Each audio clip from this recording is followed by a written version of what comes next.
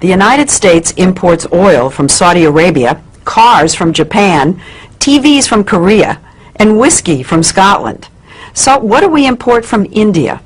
We import people, really smart people. And as you're about to see, the smartest, most successful, most influential Indians who've migrated to the U.S. seem to share a common credential. They're graduates of the Indian Institute of Technology, better known as IIT. Made up of 7 campuses throughout India, IIT may be the most important university you've never heard of. This is IIT Bombay. Put Harvard, MIT, and Princeton together, and you begin to get an idea of the status of this school in India. You compute the capacity of the column. IIT is dedicated to producing world-class chemical, electrical, and computer engineers. And then you plug this back in and you... With a curriculum that may be the most rigorous in the world. Getting here is the fervent dream of nearly every schoolboy. With a population of over 1 billion people in India, competition to get into the IITs is ferocious.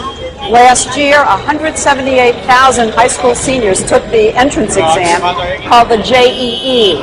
Just over 3,500 were accepted, or less than 2%. Compare that with Harvard, say, which accepts about 10% of its applicants. The IITs probably are the hardest school in the world to get into. In the whole world. To the best of my knowledge. How significant would you say the impact of IIT graduates has been on the American technology revolution? It's far greater than most people realize. Microsoft, Intel, PCs, Sun Microsystems, you name it. I can't imagine a major area where Indian IIT engineers haven't played a leading role. Leading role?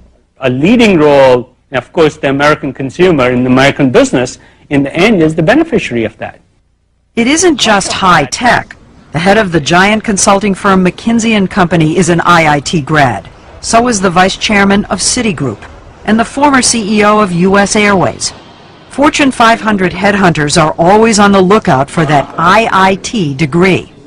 They are favored over almost anybody else. If you're a WASP walking in for a job, you wouldn't have as much pre-assigned credibility as you do if you're an engineer from IIT.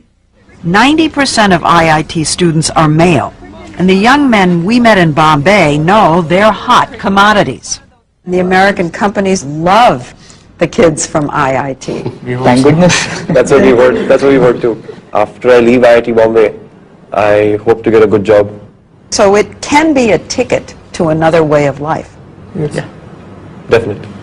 And a ticket out of India. How many of you think that you're going to end up in the United States? For a while, I think all of us would be there. Maybe at for some work. stage. At some stage. That's not the way it was supposed to be. I want my country to be strong. Nehru, India's first prime minister, created IIT 50 years ago, just after independence, to train the scientists and engineers he knew the nation would need to move from medieval to modern. He never imagined India would be supplying brain power to the whole world. Would you say that IIT graduates are India's most valuable export? Yes, undoubtedly. N. Ram, one of India's leading journalists, says that because the stakes are so high, a kid starts preparing early. Age 7, 8, 10. By the 10 you know whether you're made for it or not. 30 to about 8, they're grilled and then they go to school. Regular school? Regular school. 4:30 to 8 a.m.? Yes. Are you saying they do that every day? Yes, every day for that period. 2 years? Particularly 2 years. Classes 11 and 12. You do nothing but study. And parents hover and push and fret. I normally stay up all night and study for my exams. How many hours? It was close to 6 hours. 6 hours of testing, then an excruciating month-long wait for the results. They put them up on the web and you can call them up, and after 10 days you get a letter. So but it's on the web so everybody knows? Yeah. You never get your marks. You just get your All India rank. You just get your rank. Rank, so you first, second, third in the country. Right. Yeah. So it goes from So 1 everybody to 3,000 roughly. So if you were 2,999. Everybody knows. Everybody knows, and you're considered really lucky. The top rankers get their photographs in the paper and all. So. The high ranks. The high Yeah, ranks. he's one of Of them. course. You were one of them? Yeah, somewhat, yeah. What number? I was 196. Did you get your picture in the paper? Oh, yeah. The ranking isn't just an ego trip. The top kids get to choose which campus they want and which major. It's a big deal in India. It is. Narayana Murthy, founder of the huge software company Infosys, is known as the Bill Gates of India. What about your own son?